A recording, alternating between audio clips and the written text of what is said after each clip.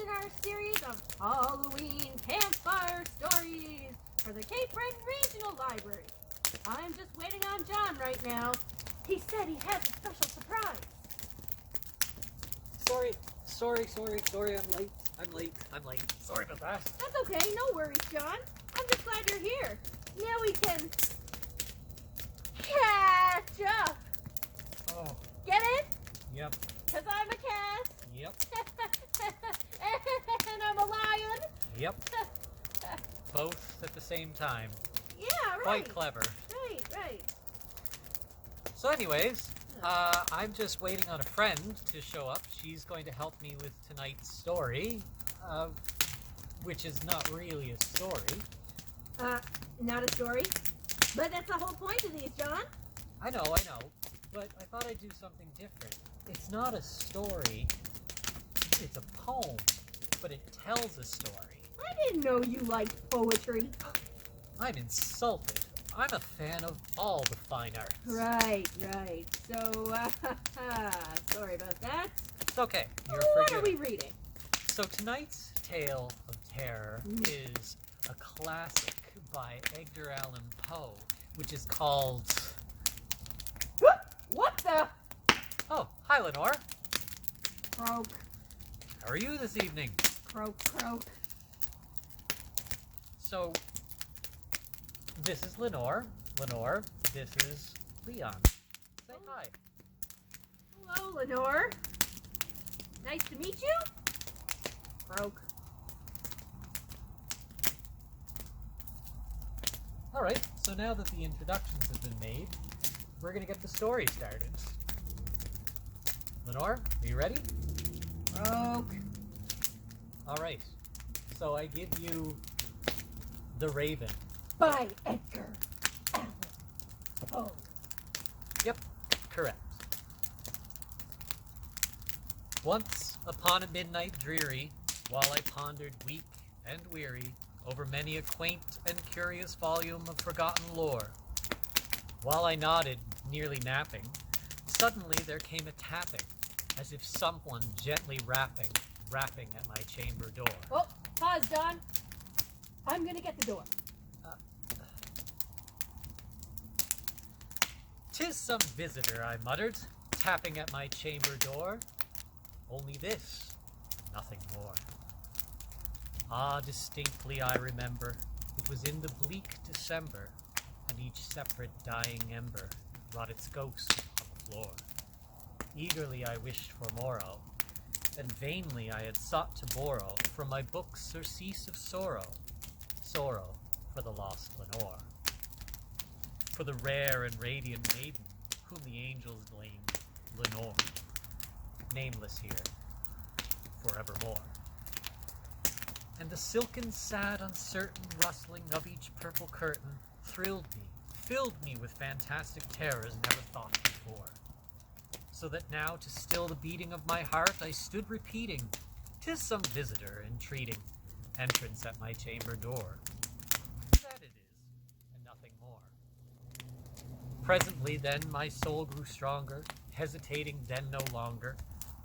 "Sir," said I, "or madam, truly your forgiveness I implore, but the fact is I was napping, and so gently you came rapping, and so faintly you came tapping at my chamber door, that scarce was thought I heard you. Here I opened wide the door. Darkness there, nothing more. Back into the chamber turning, all my soul within me burning, soon again I heard a tapping, somewhat louder than before. Surely, said I, surely that is something at my window lattice. Let me see then what thereat is, and this mystery explore. 'Tis the wind, and nothing more. Open here I flung the shutter, when many a flirt and flutter, in there stepped a stately raven of the saintly days of yore. Not a least obeisance made he, not a minute stopped or stayed he, but with mien of lord or lady, perched above my chamber door. Perched upon a bust of Pallas just above my chamber door. Perched and sat, and nothing more.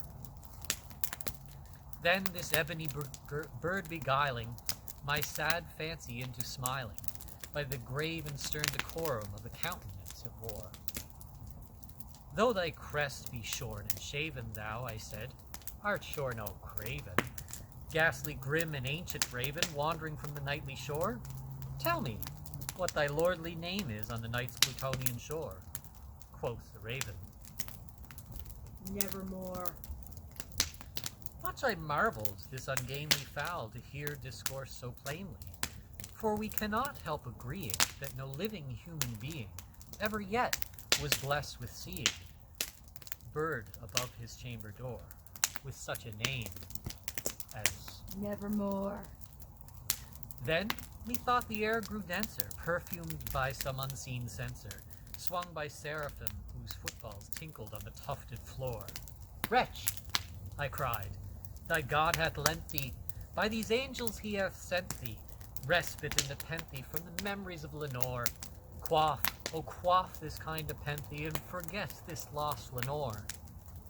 But quoth the raven, Nevermore. be that word our sign of parting, bird or fiend, I shrieked upstarting. Get thee back into the tempest of the night's Plutonian shore. Leave no black plume as a token of the lie thy soul hath spoken.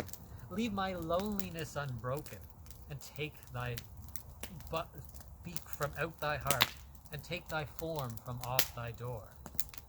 Quoth the raven, Nevermore. and the raven, never flitting, still is sitting, on the pallid busted palace just above my chamber door, and his eyes have all the seeming of a demon's that is dreaming, and the lamplight o'er him streaming, though his shadow on the floor.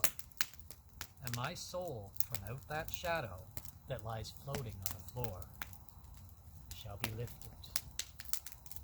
nevermore. John, there's nobody at the door down here. I know, Leon. There was rapping. I don't know. Is Lenore still here? Yes, Lenore is still here. Okay, We're waiting for you. Okay, that's actually one of my very favorite poems. But you didn't realize that the tapping at the chamber door was in the poem. It was very realistic, John. Okay. Very realistic. What did you think? Well, I think it was an excellent example of an artist in his prime of writing. However, it was an unfair representation of ravens. I didn't know you could I talk. didn't know either. See? Well, But- you did croak at us in the greeting. Yeah. I had a tickle in my throat. Oh, well, I guess it does show one thing about ravens. What's that? You never know what you're gonna guess. Well, anyways, that's it for the countdown to Halloween with the McConnell Library. And we'd like to thank you for joining us. We'd like to thank Lenore and, of course, Leon. I'm Leon. Yes, we know, Leon. And we just want to wish you a happy Halloween, and we'll see you next year. Happy Halloween.